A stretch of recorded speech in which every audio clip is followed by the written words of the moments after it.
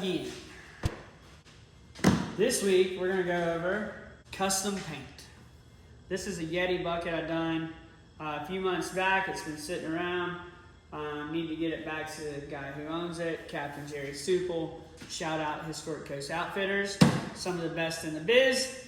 If you want to go on an inshore charter in Northeast Florida, they really know what they're doing, and they got some really nice boats and equipment. Proven. Even I can catch fish when I go with those guys.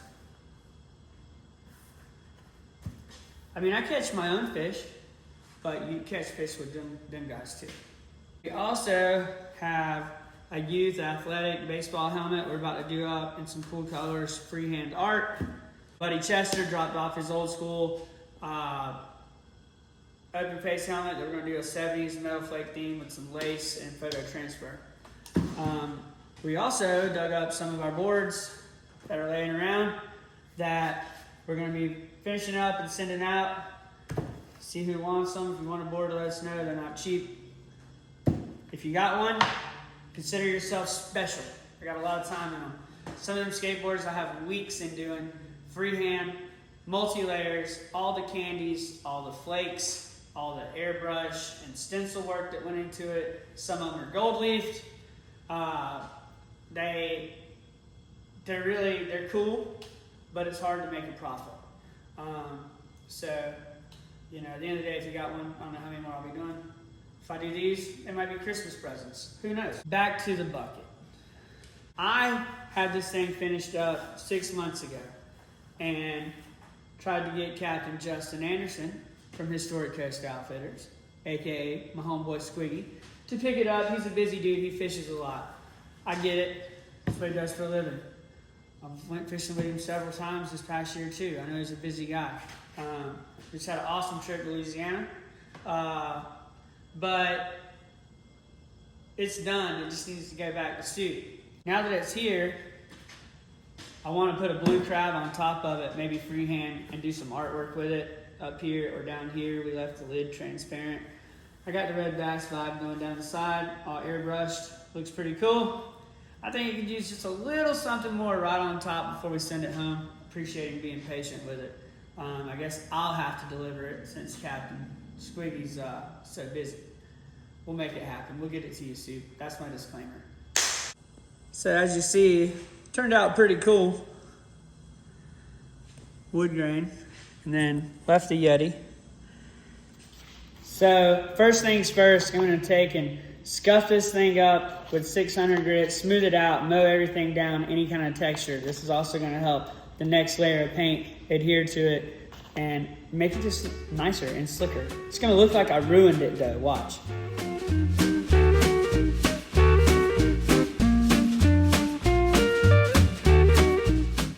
Oh man, where'd the shine go? That's what everybody says. Oh man, you ruined it. No, just watch. She's nice and clean. Now I'm gonna come over here and I'm gonna take and put a tape line across here and paper this down here, covering up Yeti. I don't want any paint of any kind to get on this yet until I'm done and we go to clear. But I'm gonna put some kind of artwork up here. I'm thinking of blue crab. We'll see.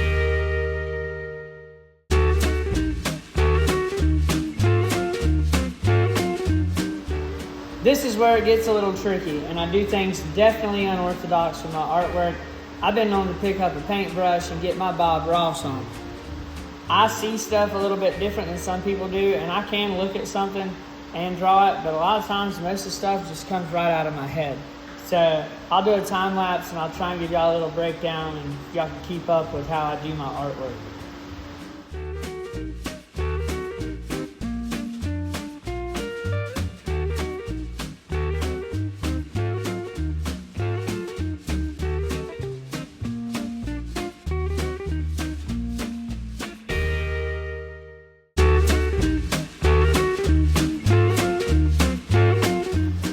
Alright, so here's what we got. My rendition of a blue crab. No, it's not National Geographic artwork, but that's how all my artwork is. It's like a neo-traditional cartoon tattoo style. Who likes realism? That shit's boring. I don't think I'm quite done with it. First off, I gotta do my John Hancock, but I think I'm gonna put him some cool letters up here. Like, I don't know. We obviously know this ain't a bait bucket, but like maybe like a live bait or something right there and sign it. I think that'll be cool. Something like that. I'm gonna outline it, add another contrast color to it, put a little light source on the letters and the crab, and boom.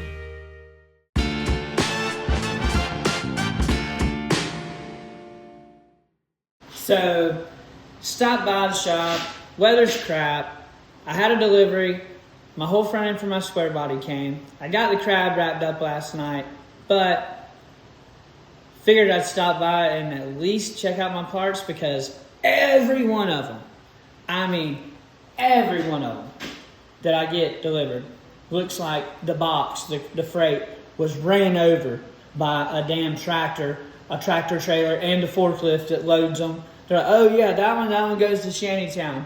And I don't know why. I don't know why. They got it out for me.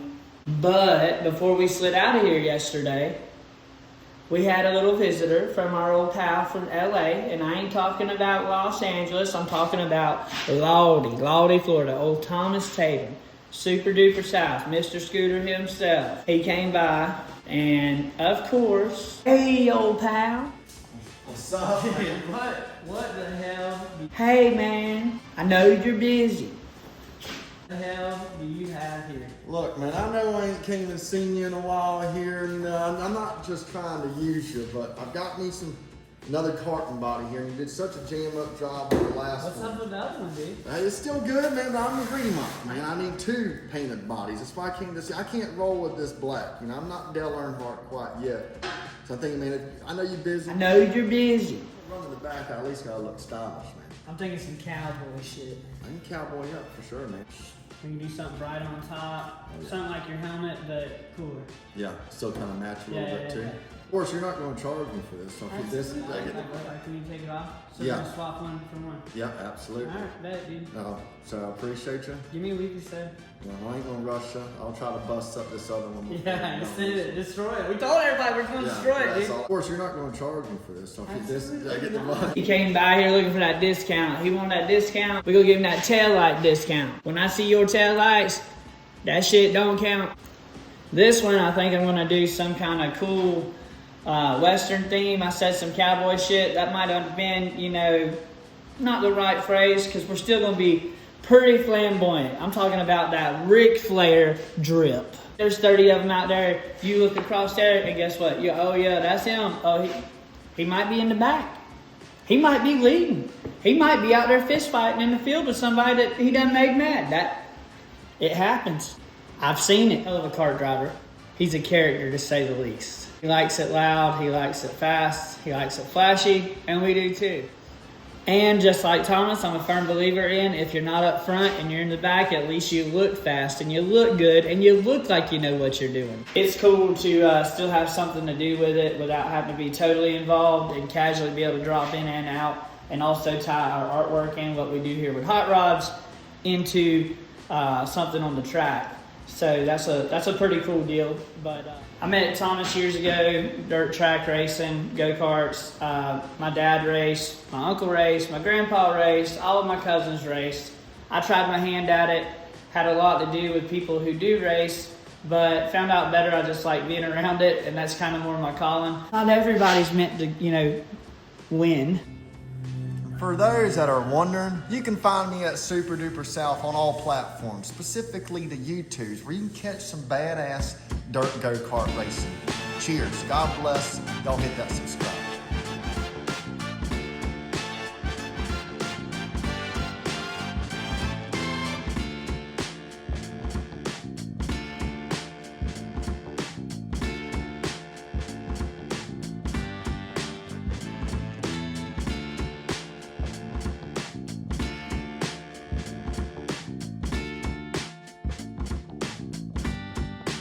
People seen it and they're like, why? Why would you do that? Why would you paint it?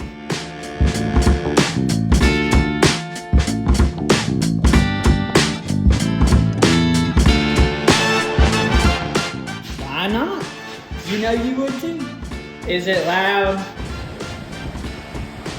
Is it flashy? Is it a little on the bright side? Absolutely. But it looks good. Quick update on Dad's 64 frame. If y'all didn't know, he's got everything new from CPP. So we got their cross member, the full tubular setup front and rear for the trailing arms. Should look good. Already switched it over to 5-lug up front off of our donor frame and 5-lug in the rear. We dropped the rear end off this morning to get it built, but about to strip all this stuff down and get it down to the bare frame so we can make it match the rest of this stuff. He got some sweet patina, blackout, rust preventative chassis paint. It looks pretty good. It's very shiny. Turned out slick. We ended up picking up a long wheelbase donor frame that was clean, straight 6 truck, and we bought the Holley Trucks gusset and shortening kit. Comes with the little template, and it shows you where to move everything and put it back in a factory location. Turned out pretty cool. The new cross member comes with the cutouts for exhaust to come through, tranny cross member. We have motor mounts and some other stuff going in up front along with the front cross member. Well, the night crew came in. He was feeling motivated tonight, boy.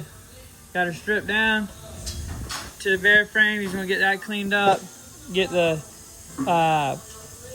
sweet patina paint up there on everything. Got the whole front end blew apart. Getting it ready for all the rest of the new CPP stuff. And then once the motor goes in, or once the suspension goes on, we get it back on the ground, make it a roller. We can get the motor in and get a mock-up done for our drive shaft, waiting on the rear end to come back. That's a lot nicer piece. It's gonna replace that guy. Tin works.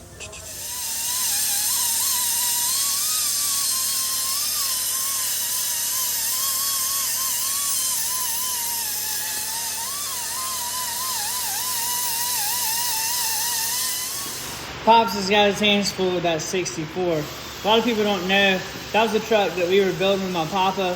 I did probably 7 or 8 years ago before he passed, so it's got some sentimental value.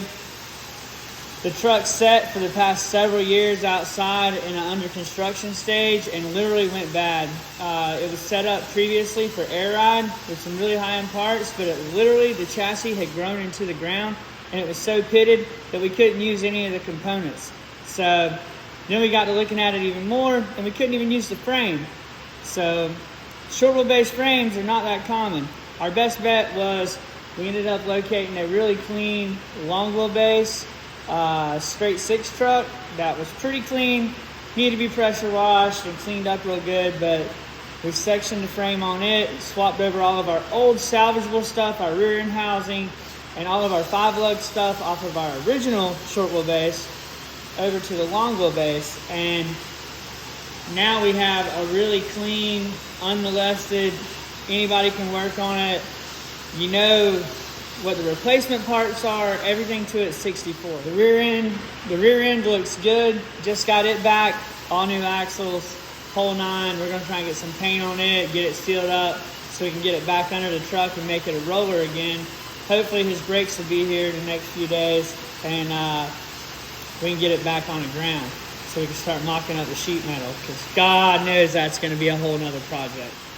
Don't get it twisted. This thing does look really nice and has some really nice parts, but it is still an extremely budget-oriented build. This isn't some Pimp Daddy billet rod that just is going to go on a trailer and be parked inside at car shows. This thing will be drove. There's a chance he might even pull a boat with it. There's a real good chance that it might have some pit bikes in the back of it.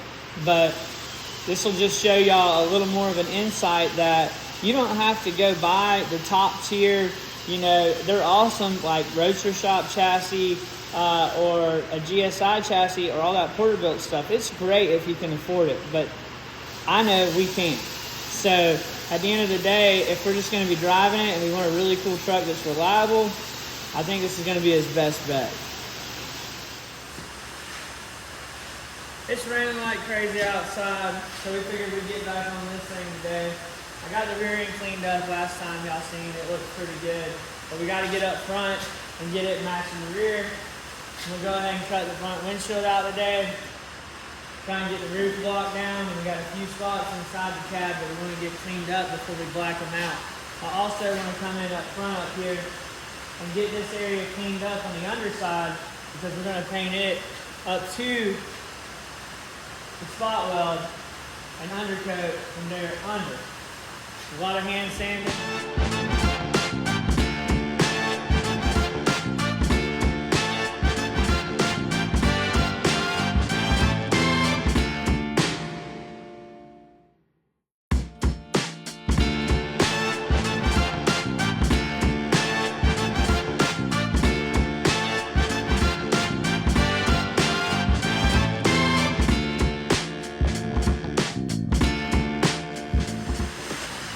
Way cleaner than I was thinking. That scared me, but nothing bad. Just a look. We're gonna clean all this up with a roll lock grinder. Get it out of here, get it clean. We'll get it primed also. Get the dash ready. We're gonna go around the edges, clean it up real good with this 36 grit. Try and get all down in here, all the way around, and then sand it smooth.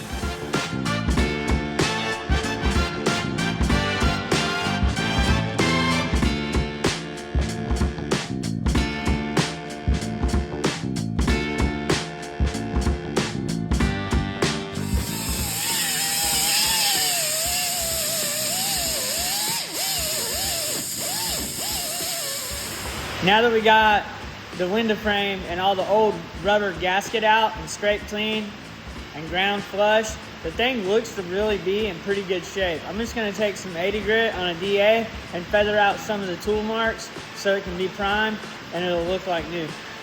See how grainy it is? That's from the angle grinder and the 80 grit on the angle grinder. It's very aggressive. This is 80 grit on a DA. Look what it does.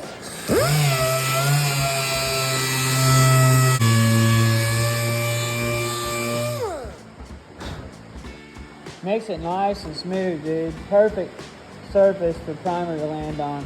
I'm gonna feather this edge out all the way over to here, all the way around. You also wanna take that edge, and I brought it back and feathered it. If not, and you just put primer over this, you're gonna have a hard line and it's gonna flake up. Also, we're probably gonna put some epoxy down or some DTM, which stands for direct to metal. One or the other to get it over this and get it blended in like it never happened. Should look good though.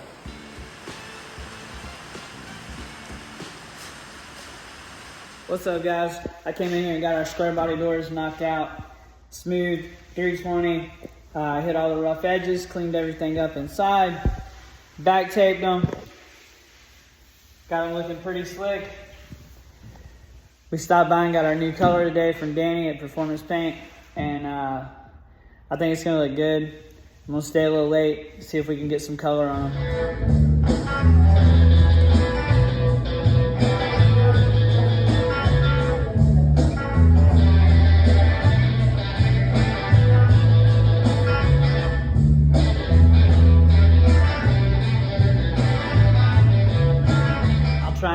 Try and get y'all a time lapse, but they're in primer now. I'm gonna mix up some sealer, black sealer or base, whatever you have, just to get them covered and get them a little more closer to the color that we're actually gonna put down. There's a lot of metallic in it. So after we get the black down, I'll let it flash. We'll come back in about 15-20 minutes later and start putting our black base, our color green base coat down.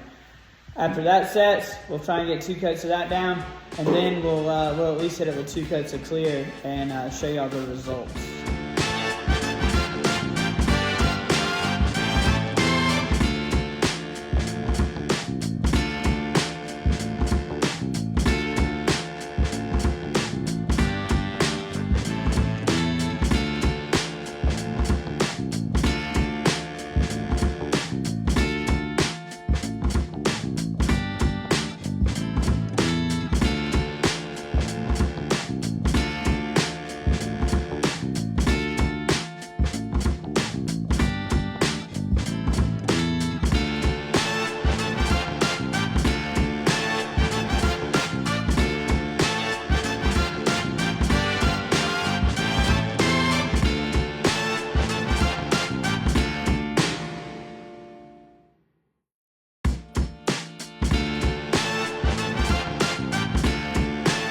Alright guys, that's pretty much going to wrap it up for this episode. Hopefully next time we come to y'all, we'll have the rest of the truck in here and have a little more of this color to show you everywhere else. The cab's almost ready. We got more parts coming for the 64, and we have a ton of custom paint. We're waiting on some colors to show up, and some airbrush supplies, and then we will be wide open probably in the next video also. Appreciate y'all tuning in. Like, subscribe, share. Let us know if you like it, or let us know if you don't. Where you going?